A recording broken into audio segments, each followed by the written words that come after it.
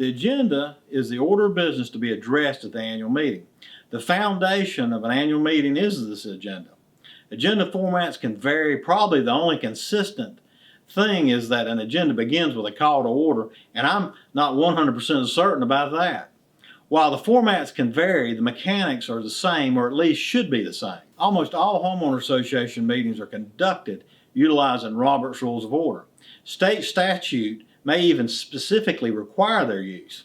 While it may not be practical for most board members to become parliamentarians, obtaining a basic understanding of Robert's Rules of Order can be significantly beneficial. Understanding the procedures for approving the agenda and moving association business efficiently can make the chair's task much more successful. Association governing documents on occasion can prescribe a specific agenda or a binding agenda to be used for their annual meeting. Some governing documents may require that an agenda be mailed along with the annual meeting notice. State statutes may have requirements regarding agendas and what must be included within the agenda. To ensure compliance, the association's documents and state statutes should be reviewed for specifics. If the governing documents have any specific agenda requirements, these requirements should be adhered to by the prescribed process. That is, until the actual meeting, where certain items can be appropriately circumvented in an appropriate parliamentary procedure to improve the efficiency of the actual meeting. Not adhering to or not correctly circumventing a requirement could negate the entire annual meeting. For example, a prescribed agenda is binding upon the assembly unless the rules are suspended. Simply introducing an agenda that does not conform to the binding agenda is out of order. An agenda is not binding upon an assembly unless specified by the association's rules or bylaws. The agenda could also be binding if it has been adopted for the meeting by unanimous consent or by 2/3 vote of the assembly at the beginning of the meeting. Non-binding agendas are guidance for the meeting chair and do not necessarily have to be followed. When an agenda is binding upon the assembly, the intention of the rule drafter was that the prescribed order of business be followed. Items cannot be taken up before the appointed place on the agenda. For example, in meetings where there are large membership turnouts, it can be desirable to move the elections to the top of the agenda to allow for additional time to count the ballots. Strict adherence to a binding agenda would not allow for this deviation. To deviate from the binding agenda, the chair should move to suspend the rules.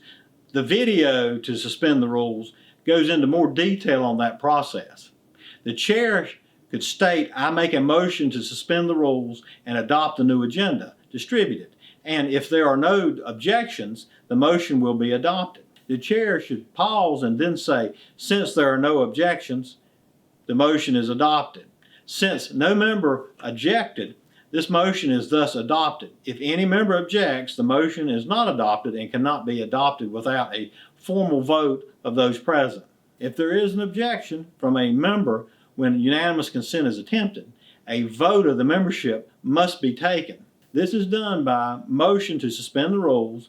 If the motion receives a second, a vote of the members present, in person or by proxy, is taken.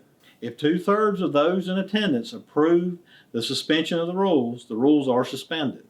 This motion to suspend is not debatable, amendable, or up for consideration.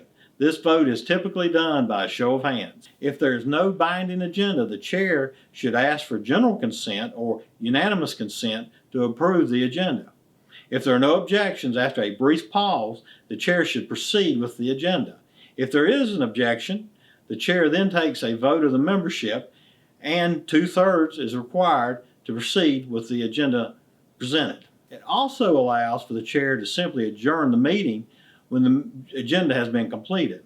These additional steps may seem unnecessary, but in a contentious meeting, taking the time to implement these steps can help facilitate a successful conclusion to the annual meeting. This is the Happy Glen, a sample of an agenda. Agendas can vary, but key points are it must have a call to order, at least an acknowledgement of quorum being met, and an adjournment. Proof of notice is essentially asking the assembly to simply receive the annual meeting notice. If someone did not, Ask that person to see you after the meeting to check the membership roll, reviewing the minutes instead of approving the minutes, because the minutes from the prior annual meeting should have been approved at the following Board of Directors meeting, or possibly approved by a committee specifically tasked with approving the minutes of the annual meeting. The only exception would be if there had not been a board meeting since the last annual meeting, and thus you would need to approve them at the next annual meeting. Introducing the Board of Directors and committee members is always a good practice. This may be the only recognition any of these committee members and board members receive all year. Reports of officers, and there's another video with more specifics about this topic, are overviews of the prior 12 months and what was accomplished. Typically, there is a place for elections, the exception being when under developer control, and there possibly could be no requirements for elections at that point during the developer phase. Membership open discussion should be placed after the meeting is adjourned. Ideally, you do not want membership discussion within the actual meeting. The board organizational meeting is good to note at the end of the agenda so that people can prepare to stay if they're elected. This is a chance for everyone to gather everyone's information